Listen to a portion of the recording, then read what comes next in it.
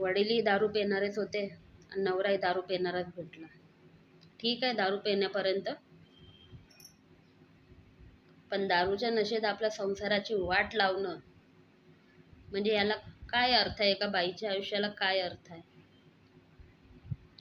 बाई प्रत्येक वेळेस बघते की माझ्या घरची इज्जत कशी म्हणजे व्यवस्थित राहील, चांगली राहील. कितीही त्रुटी असो, कितीही काहीही निगेटिव्ह गोष्टी असो, 4 लोकांमध्ये कधीच ती बाहेर नाही काढत.